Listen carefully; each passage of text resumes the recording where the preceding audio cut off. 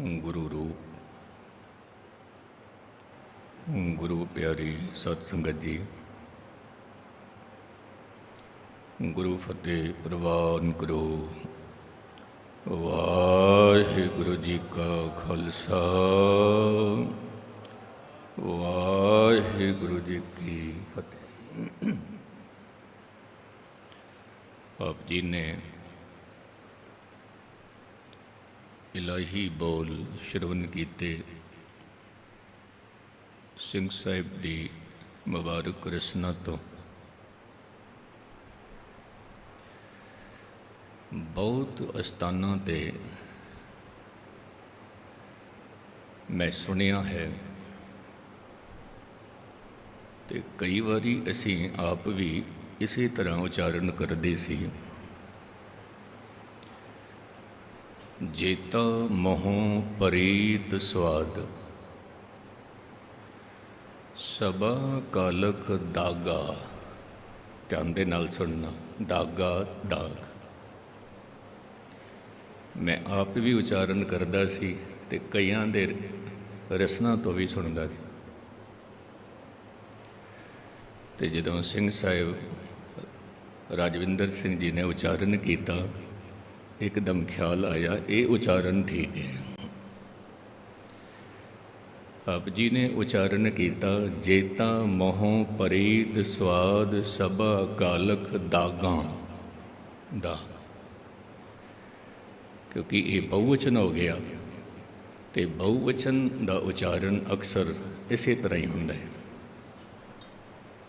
तो सिंह साहिब जी को ग्रामर की भी समझ है। ऐसे विद्वान पुरुषों को नमस्कार। क्योंकि कथावाचक कीर्तनी है, ग्रंथी सिंह सियाणे होणगे, सूझवान होणगे, तो सानू बहुत कुछ सीखने वास्ते मिलेगा, बहुत कुछ। आप जी को मैं एक अर्ज करा, ईसाई धर्म दे विच जितने पादरी रखे जाते हैं, बहुत टैलेंट होंदा है उन्हां विच, बहुत सूझवान होंदे ने।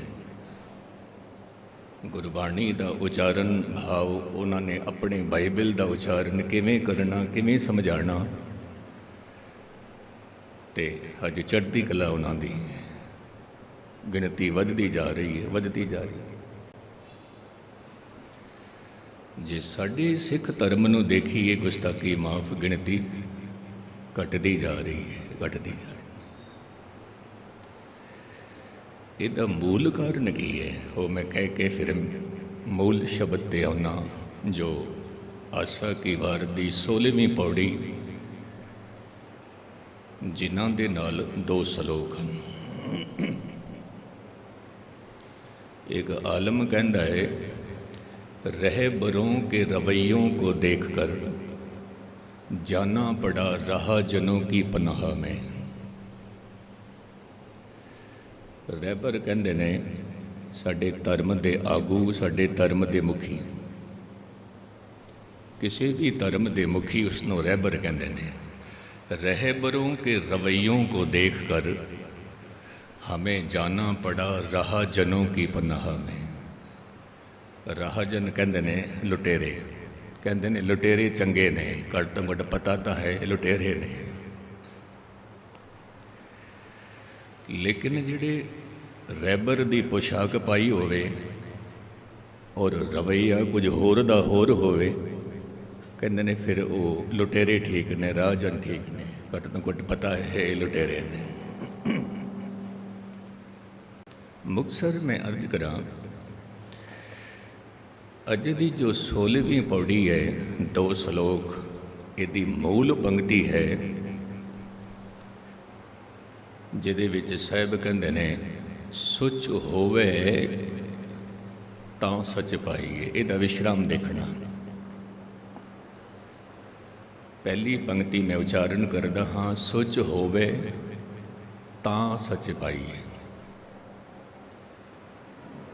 वही पंक्ति में उच्चारण करदा दोबारा, सुच होवे तां सच पाईए। ये 2 पंक्तियां तमाम धार्मिक ਪੁਰਸ਼ਾਂ ਨੇ, ਰਹਿਬਰੀ ਪੁਰਸ਼ਾਂ ਨੇ ਪਰਮਾਤਮਾ ਨੂੰ ਕਿਹਾ ਹੈ ਇੱਕ ਊਰਜਾ, ਇੱਕ ਸੱਚ ਊਰਜਾ ਹੈ, ਇੱਕ ਸ਼ਕਤੀ ਹੈ। परमात्मा कोई मनुख नहीं है, परमात्मा कोई शरीर नहीं है। जे किधरे शरीर लभन जाओगे किते नहीं मिलेगा, भावें सारी धरती का भ्रमण करते रहो किते भी नहीं मिलेगा। वो एक ऊर्जा है, एक शक्ति। ਉਹੀ शक्ति बनस्पति विच है, ਉਹੀ शक्ति बुद्ध पुरुषां विच है, ਉਹੀ शक्ति आप जी दे विच है। थोड़ा जिहा ध्यान के नाल सुनना, बरीक बुद्धि नाल। मैं फिर गल दोहरा देवां, यही शक्ति बनस्पति विच है, ਉਹੀ शक्ति पशुआं विच है, ਉਹੀ शक्ति बुद्ध पुरुषां विच है, ਉਹੀ शक्ति साडे विच है। बुद्ध पुरुषां विच जिहड़ी वो ऊर्जा है वो पूर्ण तौर पर जागृत अवस्था विच है, पूर्ण तौर पर।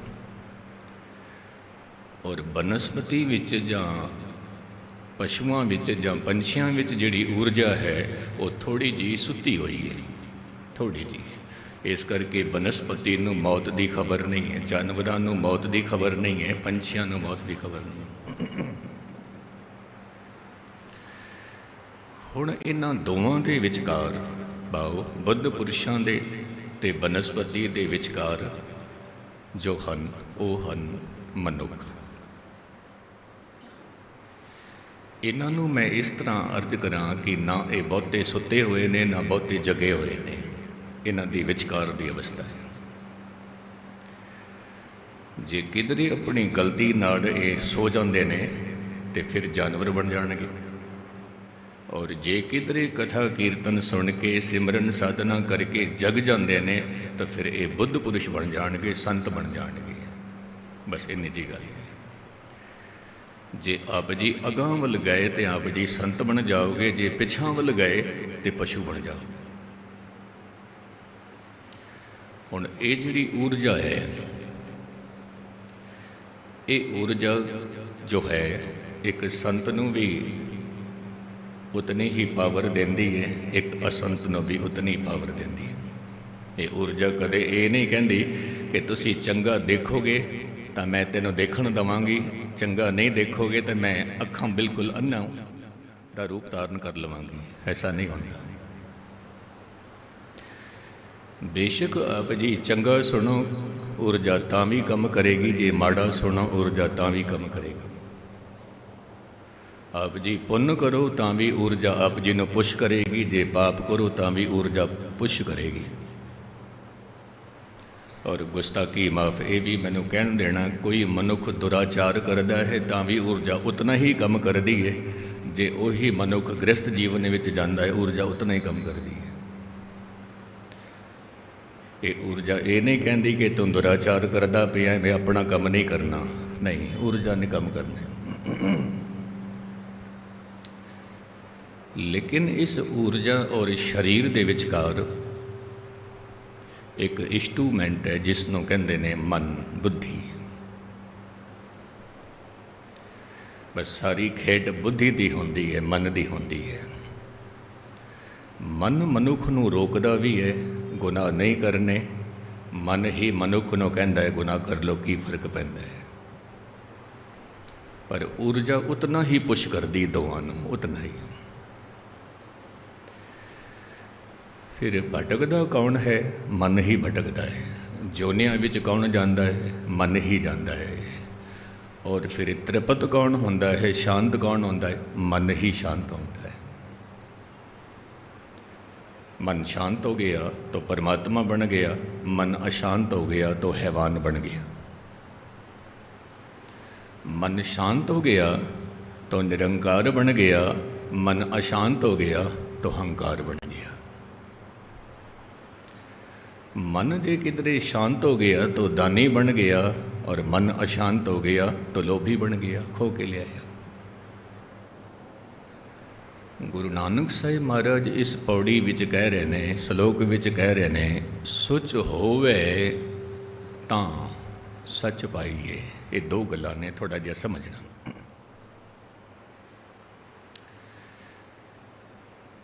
ਸੂਰਜ ਤੇ ਸੂਰਜ ਦੀਆਂ ਕਿਰਨਾਂ ਵੱਖ-ਵੱਖ ਨਹੀਂ ਹਨ। ਇਹ ਦੋਵੇਂ ਇੱਕੋ ਹੀ ਨੇ। ਸੂਰਜ ਜਿੱਥੇ ਸੂਰਜ ਚੜ੍ਹ ਪਿਆ ਉੱਥੇ ਕਿਰਨਾਂ ਵੀ ਆ ਗਈਆਂ, ਪ੍ਰਕਾਸ਼ ਹੋ ਗਿਆ।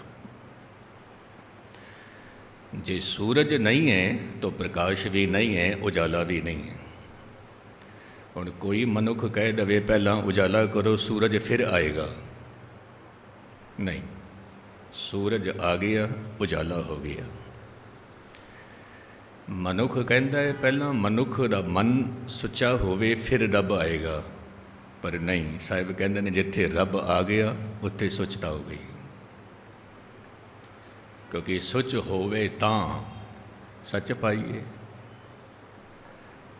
ਮਨੁੱਖ ਨਿਰਮਲ ਤਾਂ ਹੋਵੇਗਾ, ਸੁੱਚ ਤਾਂ ਹੋਵੇਗਾ ਜਦੋਂ ਸੱਚ ਨੂੰ ਕਬੂਲ ਲਏਗਾ, ਫਿਰ ਨਿਰਮਲ ਹੋ ਗਿਆ।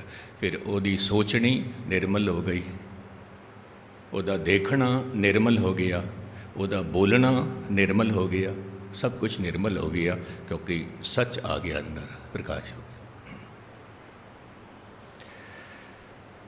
ਗੁਰੂ ਨਾਨਕ ਸਾਹਿਬ ਮਹਾਰਾਜ ਨੇ ਇੱਕ ਅਜੀਬ ਖੇਡ ਵੇਖੀ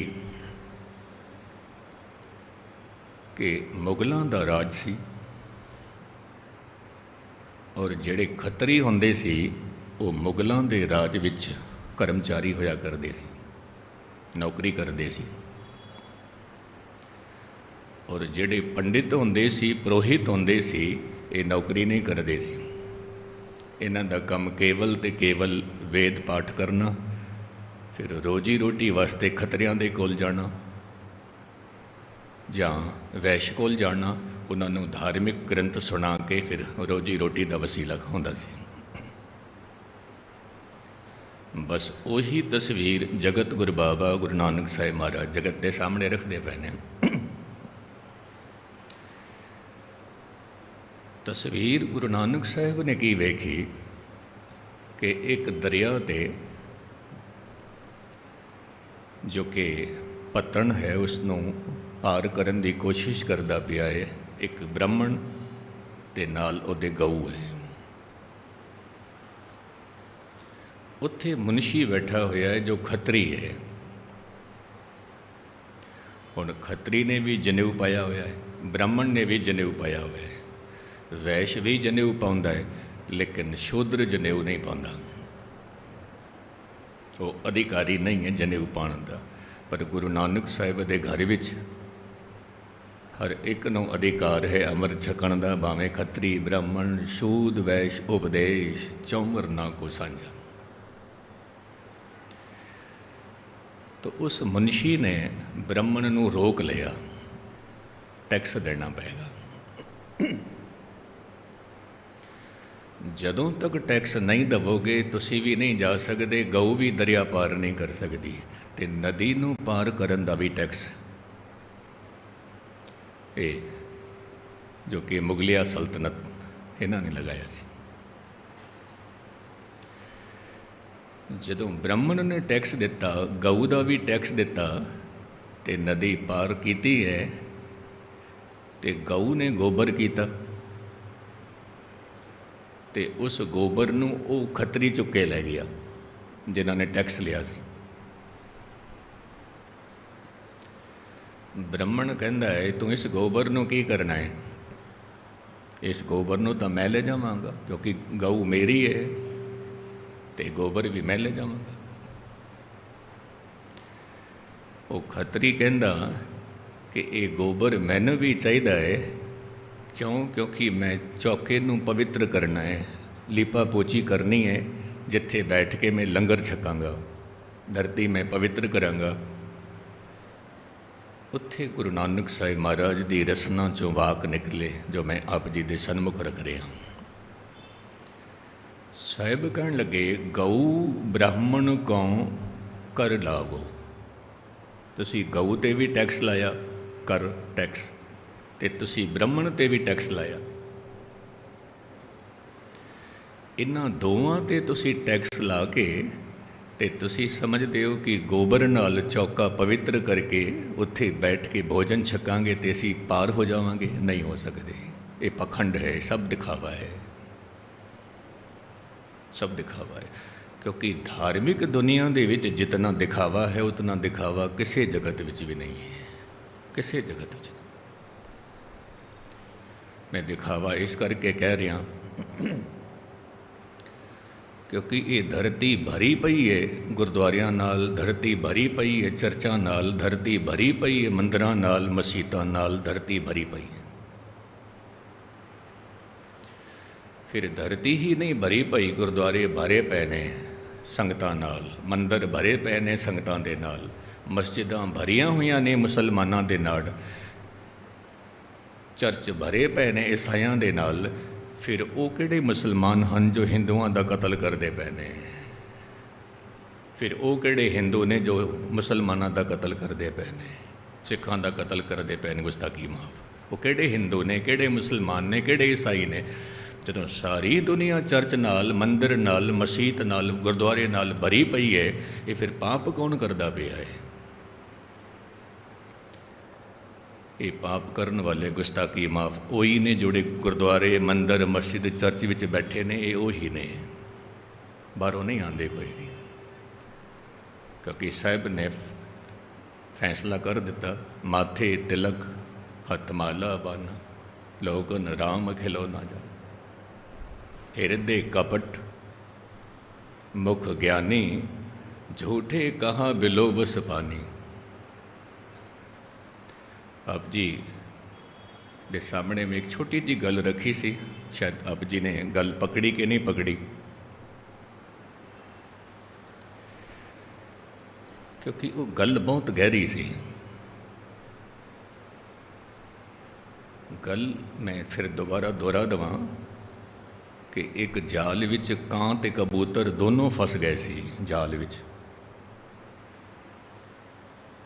थोड़ा जिहा ध्यान दे नाल सुनना, इहदा मोरल की है। तो कां भी रोंदा पिया है ते कबूतर भी रोंदा पिया है। तो कां कहंदा है कबूतर नूं, तू क्यों रो रहा है? कबूतर कहंदा है कि मैं इस करके रो रहा, बस थोड़ी देर बाद मेरी जीवन लीला खत्म है, मैनूं मार देणगे, मेरा मांस खा लेणगे। लेकिन ऐ कां तू क्यों रोंदा पिया है? क्योंकि तू धार्मिक दुनिया विच हराम है, तेन कोई नहीं खांदा।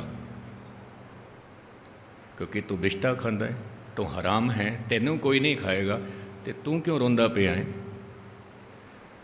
तो कां ने की जवाब दिता? कहन लगे तेनों एक गल दी समझ होनी चाहिए है कि ये जाल किसी एरे गरे नथू खैरे का नहीं है, ये जाल मौलवी का है। तो मौलवी का कोई भरोसा नहीं है, वो किस वेले फतवा जारी कर दे, हलाल नूं हराम बना दे तो हराम नूं हलाल बना दे, इन्हां दा भरोसा नहीं होंदा। हकीकत है। पिस्ती कौन है? खलकत पिस्ती है, संगत पिस्ती है। इस करके गुरु नानक साहिब के घर विच व्यक्ति गुरु नहीं है, गुरु ग्रंथ साहिब के घर विच शब्द गुरु है। आप बाणी पढ़ो, आप सुचेत होवो, गुरु नानक दा हर एक सिख सिख भी होवे ते प्रचारक भी होवे। ते मैं कई बार कहना कि आप जी ये ना समझ लेना कि सिख धर्म का प्रचार जो हैं ये रागी सिंह करनगे या कथावाचक करनगे, नहीं। क्योंकि कल जो आशा की वार दी जो लड़ीवार व्याख्या चल रही सी, उहदे विच एक पंक्ति आई सी। किहड़ी पंक्ति? ले भाड़ करे विआह कड कागल दसेरा। भाड़ा किसनों कहंदे ने? किराए नूं। भाड़ा लैके किराया लैके तेतों विआह करांदा है। जे मैं आप जी नूं पुछां भाड़े विच और भेंट विच की फर्क है? आप जी सफ़र करते हो, आप जी नूं कहंदे ने 5 रुपए भाड़ा, आप जी नूं ये तो नहीं कहते कि भेंट जो मर्जी दे देवो, नहीं। भाड़ा किराया 5 रुपए 10 रुपए किराया। जिहड़ा भी कथावाचक मंग के लैंदा है वो भाड़ा ले रहा है, वो किराया ले रहा है। हकीकत है, ये गुरु ग्रंथ साहिब महाराज कह रहे हैं, मैं नहीं कह रहा। ले भाड़ करे विआह, ਮੈਨੂੰ ਇਤਨਾ ਭਾੜਾ ਚਾਹੀਦਾ ਹੈ, ਮੈਂ ਤੇਰਾ ਆਨੰਦ ਕਾਰਜ ਕਰਾ ਦਿਆਂਗਾ। ਮੈਨੂੰ ਇਤਨਾ ਭਾੜਾ ਚਾਹੀਦਾ ਹੈ, ਮੈਂ 2 ਘੰਟੇ ਕੀਰਤਨ ਕਰ ਦਿਆਂਗਾ। ਮੈਨੂੰ ਇਤਨਾ ਭਾੜਾ ਚਾਹੀਦਾ ਹੈ, ਮੈਂ 1 ਘੰਟਾ ਕਥਾ ਕਰ ਦਿਆਂਗਾ। ਇਹ ਭਾੜਾ ਹੈ। ਅਸੀਂ ਉਸ ਨੂੰ ਭਾੜਾ ਦੇ ਦਿੱਤਾ, ਉਸਨੇ ਸਾਨੂੰ ਉਹ ਕੰਮ ਦੇ ਦਿੱਤਾ। ਨਾ ਉਹਨੂੰ ਸਾਡੇ ਨਾਲ ਤਾਲੁਕਾਤ, ਨਾ ਸਾਨੂੰ ਉਹਦੇ ਨਾਲ ਤਾਲੁਕ। ਲੇਕਿਨ ਜੋ ਭੇਂਟ ਹੈ, ਭੇਂਟ ਕੇਵਲ ਤੇ ਕੇਵਲ ਪ੍ਰੇਮ ਭੇਂਟ ਹੁੰਦੀ ਹੈ, ਜਿਹਦੇ ਵਿੱਚ ਮੰਗ ਨਹੀਂ ਹੁੰਦੀ। ਮੰਗ ਨਹੀਂ ਹੁੰਦੀ। ਜੋ ਮੰਗ ਕੇ ਕੀਰਤਨ ਕਰ ਰਿਹਾ ਹੈ, ਮੰਗ ਕੇ ਕਥਾ ਕਰ ਰਿਹਾ ਹੈ, ਭਾੜਾ ਲੈ ਕੇ ਕੀਰਤਨ ਕਰ ਰਿਹਾ ਹੈ, ਭਾੜਾ ਲੈ ਕੇ ਕਥਾ ਕਰ ਰਿਹਾ ਹੈ, ਗੁਸਤਾਖੀ ਮਾਫ਼। ਇਹ ਨਾ ਸਮਝ ਲੈਣਾ ਤੁਹਾਡੇ ਪੰਥ ਦਾ ਵਿਕਾਸ ਹੋਵੇਗਾ, ਨਹੀਂ ਹੋਵੇਗਾ। ਇਹ ਤਾਂ ਤੁਸੀਂ ਖੁਦ ਹੀ ਪ੍ਰਚਾਰਕ ਬਣੋ, ਤੁਸੀਂ ਖੁਦ ਹੀ ਸਿੱਖ ਬਣੋ, ਤਾਂ ਗੱਲ ਬਣੇਗੀ।